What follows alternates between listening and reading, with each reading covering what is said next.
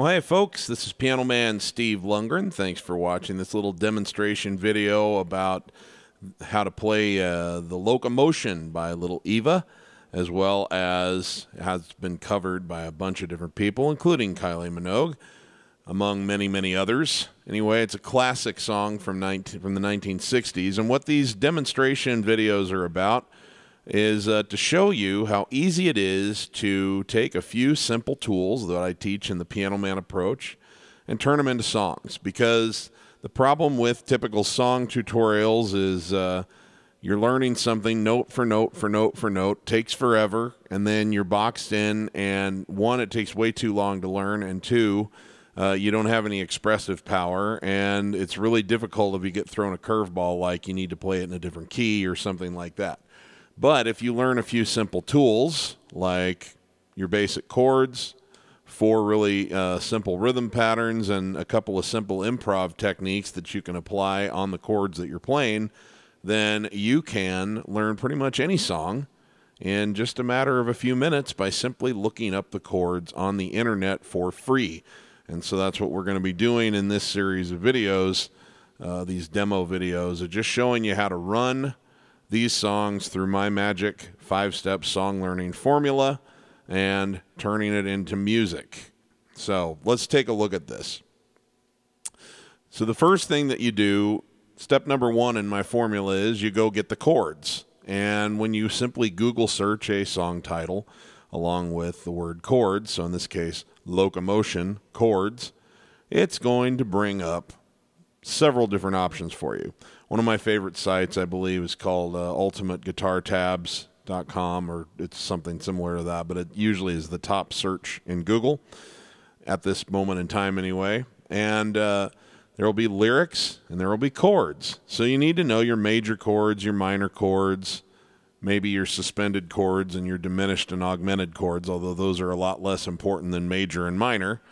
And then you can actually sit down and you've got the chord progression right over the top of the lyrics. And what we're going to find out in this one is that it's in the key of E flat, and it's an E flat chord followed by a C minor chord, an E and another E flat major, and then a C minor. And then it goes to an A flat, and then an F minor, and then again, and then to an E flat again, to a B flat, E flat. That's just the first little section. So now that we have those chords, and let's assume that you know what that means, and if you don't, you should check out pianomanaapproach.com. I've got some free information there for you. It'll teach you a lot of this stuff, because these tools are actually pretty simple to learn, and they're oh so powerful in making music. So what do you do with these chords? A lot of people that took traditional piano lessons, for example, learned how to read chord symbols, but they have no idea what to actually do with them. Well, turns out there's 4 rhythm patterns, 4 essential rhythm patterns that are the basis for about everything you ever hear in popular music. So the next step in the formula is you listen to the song. So that's step 2. Step 1 is get the chords. Step 2 is listen to the song, which you can usually find for free, YouTube or Spotify or something. The third step is identify what the essential rhythm pattern is out of those 4. One of the essential 4 is quarter notes in the left hand, like this. The second one is what I call the heartbeat. So if the same 4 counts, it's 1, 2, and 3, and 1, 2, and 3. And in the right hand, you really don't need to do anything at this point, but you just want to find out where's that rhythm pattern with your left hand. So is it everybody's doing a brand new dance now? That works okay. How does it sound with the other one? Everybody's doing a brand new dance now. Oh, I think we hit the sweet spot there, don't you?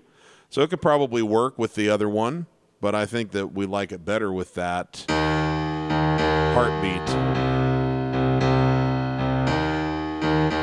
Okay, so Then there's a simple thing that I teach with each of those rhythm patterns, sort of a simple filler that you can put with your right hand. In this case, with that heartbeat rhythm pattern, we just play quarter notes in the right hand on the chord just to get started with.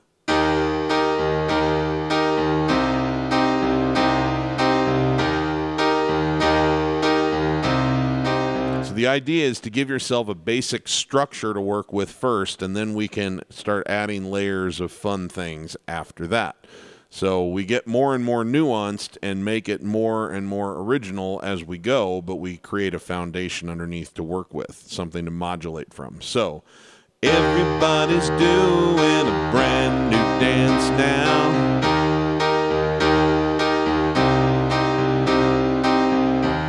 To like it if you give it a chance now. See how just that very simple rhythm pattern kind of turns it into a song almost in the snap of a finger. Easier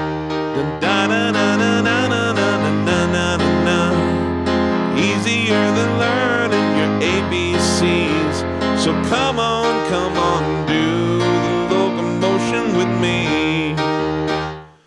So all you have to do is take that chord progression and plug it into that quick rhythm pattern, and you've got about 80% of your work done all the way through the song. So what's the next step? So step one, of course, was you find the chords. Step two was you listen to the song. Step three is you identify what the essential rhythm pattern or essential rhythm feel underneath it would be.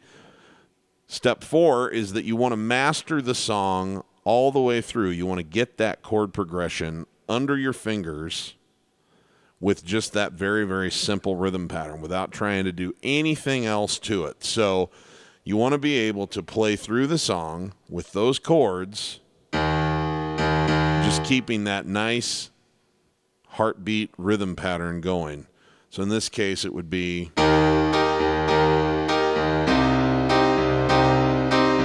flat, C minor. Gonna get to like it if you give it a chance now, yeah. Then to A flat, da na na na na na na, F minor, da na na na na na na, back to F minor, then E flat, then a B flat, motion with me, back to E flat. Got to swing your hips now, A flat, come on, jump up, E flat, come back, B flat, we got the knack, whoa, whoa. Now, I'm not going to keep playing all the way through the whole song, but that gives you an idea that you basically repeat that a couple of times.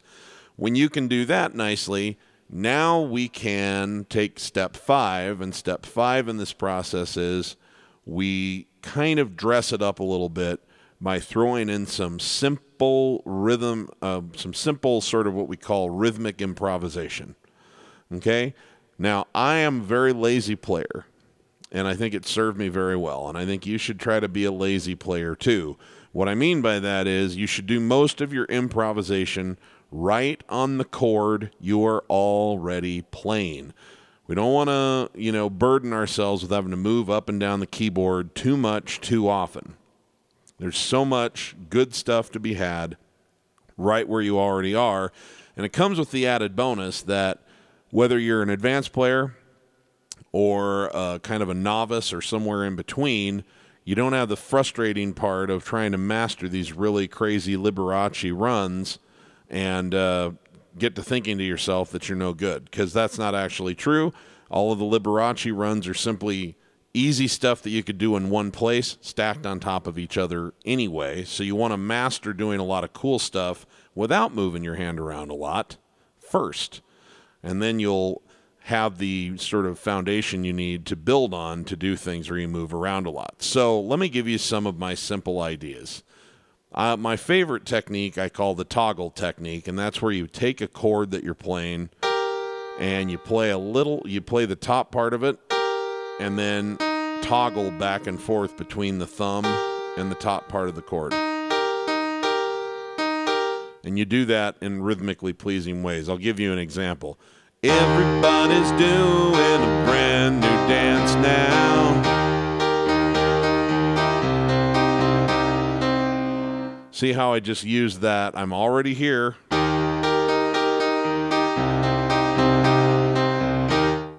I'm already on that chord. I'm just doing this with it instead of coming down on 4 notes.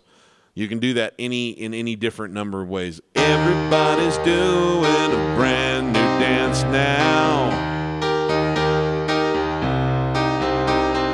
Na, na, na, na, na, na, na, na, na, na.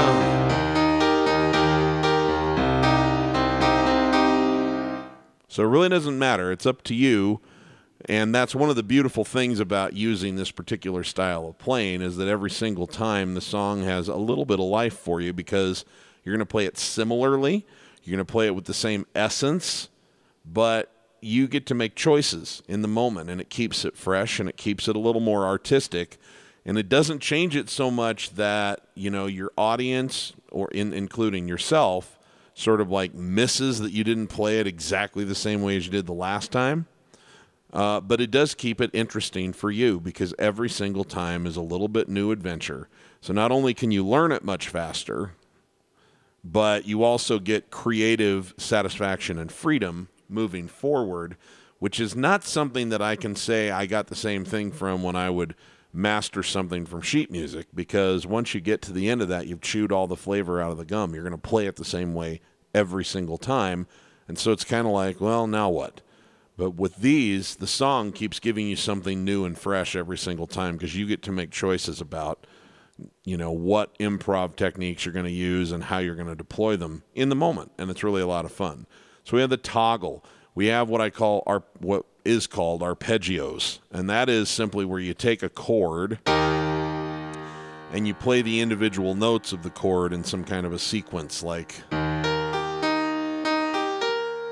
up or down or whatever, and you just use that again to create something that's kind of a fun sounding rhythm.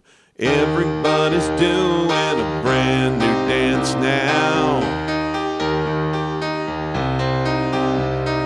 Now you get to like it if you give it a chance now. Okay? And then another one that I like to do is to combine the two. You throw in toggles and arpeggios, just wherever you want. Everybody's doing a brand new dance now. Na na na na na na na na na na na.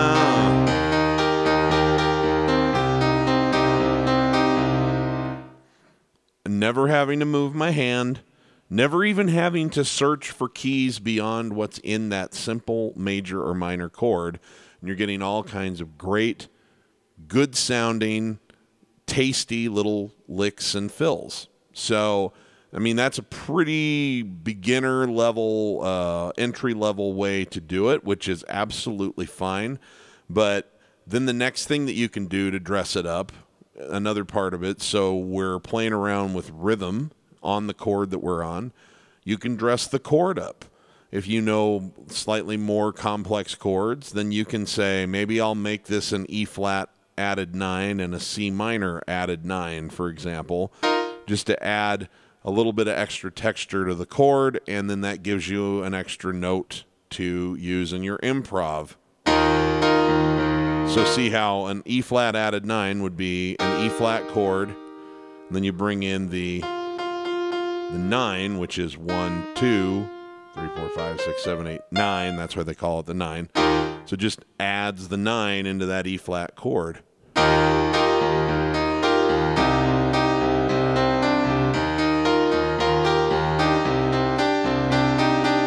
Again, still not moving off the chord, still not doing anything crazy with my hand up and down the piano. But it just gives you something to work with, so that you can fill the space in between the singing parts. Now, there's a lot more things that I can show you, and I do that in my course, and I've got a lot of good free information about that over at thepianomanaapproach.com, so I'm not going to try and take 30 or 40 minutes and go into every more advanced nuanced thing that I could do here, but trust me, I've got lots and lots and lots of videos showing all kinds of fun improv things that get much more advanced. But just remember, the more advanced stuff is just simple stuff that you're kind of stacking on top of each other. So when you master the simple stuff, you make yourself prepared to do the more complicated stuff. Now, what I do want to touch on, though, is once you have it down like this, if you're someone who wants to play the melody rather than sing, for example, you are in a perfect position to do that now, too. You can do a number of things. One, you might be able to find the melody written out on sheet music and just only follow the melody rather than everything that's notated out. Or you might be able to find it in what they call a fake book or a lead sheet, which is my favorite, because then that's just a melody written on a staff with chords. So if you're someone who's learned how to read music, that's a way to deploy that skill effectively. You might be able to find a YouTube video where somebody teaches the melody of that. Or there's some ear training work that you can do to just learn how to pick out single note melodies. The idea behind it is, though, however you find the melody, you can plug it into this style of playing, which makes it, again, much faster to learn and much more satisfying because you have all that same freedom. So what's the next step? Our 3 bonus steps when you add the melody in to our 5-step formula is, okay, now we pick out the melody and we add the melody. That's number 1, is that you obtain the melody somehow. In this case, it's like this.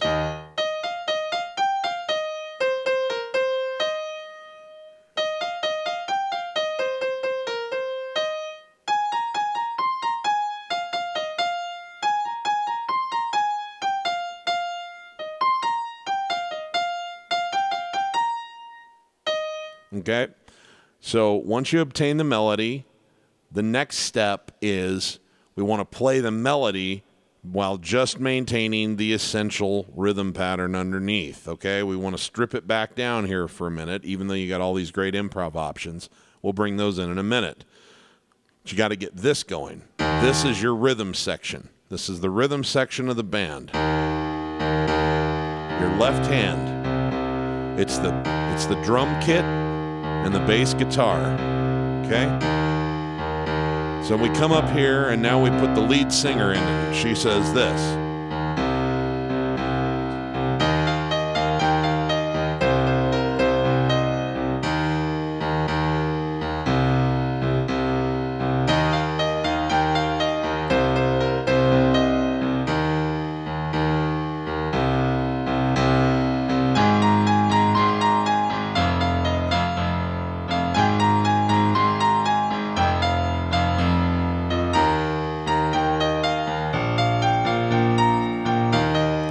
Yes, I made a little mistake there on the melody in the one spot, but that's okay because the melody's fluid too. It's not some rigid thing. You just have to capture the essence of the melody. Now, when you've got it so that you can play the song, you can play the melody pretty comfortably while maintaining that rhythm pattern. Now what we start to do is we look for ways to enhance the melody through the same kinds of improv things. We want to be aware of the chord, and we want to know when there's a gap in the melody. So like everybody's doing a brand new dance now, then now there's some space to fill, right? So we want to return to the rhythm pattern and the improv in those spaces for sure. So that's a good place to start.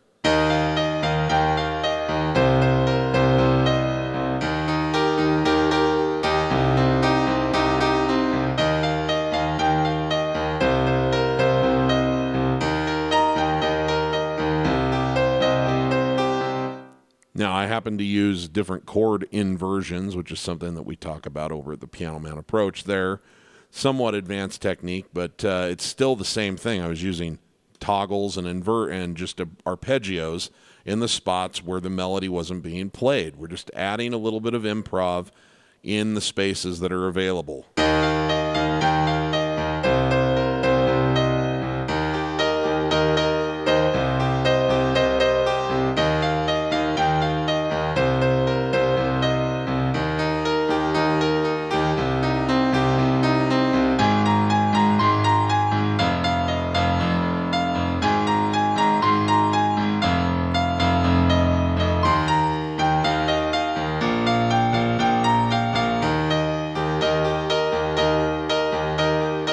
Okay, so now what do we do to dress the melody itself up a little bit? One of my favorite things to do is to simply be aware of the chord that would be being played. If you were just singing and you were playing a chord underneath it, so what do we identify? It's E flat, then C minor, right? So what you want to do is play an E flat and let it ring a little bit and simply, and then do the same thing with a C minor.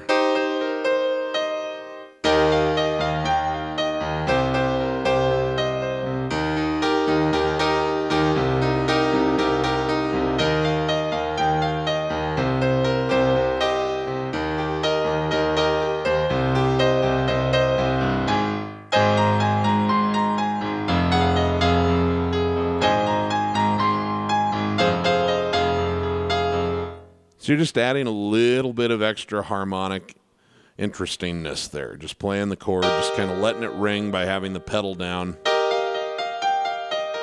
Then you always want to let the pedal up anytime you're about to change chords. Up and then right back down, just so that the chords don't bleed into everything else. You don't want them bleeding into each other. So just anytime you're about to have a chord shift, let up, come back down. Another thing that you can do is find this lovely little sweet spot. We call it a sixth. And the reason for that is look at the number of steps between your pinky and your thumb here.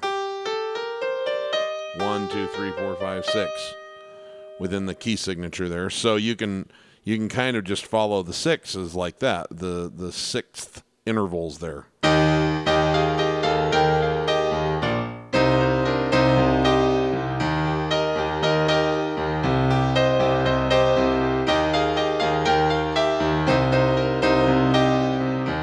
And sometimes you want to do a little of that and a little less of that, but the point is you can always just find notes in that chord and just kind of play them and let it ring a little bit, and then make sure that you go back to filling space in between the melodies so that, you know, as you get more comfortable with the song, then you can kind of take off with it. And if you want to be playing the melody rather than singing, you can start out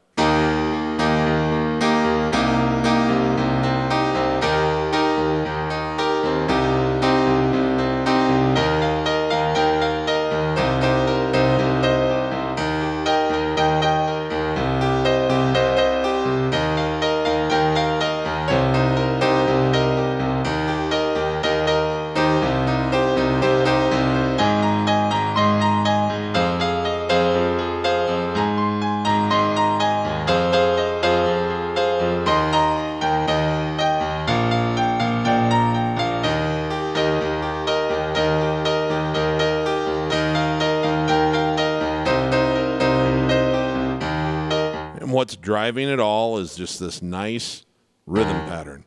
Playing the chord progression and keeping that nice rhythm pattern going underneath it.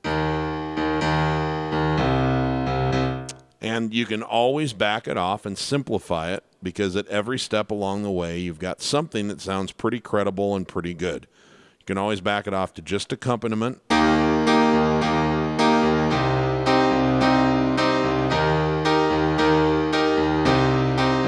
And you can always just play the melody and not try to dress it up while you're getting it under your fingers.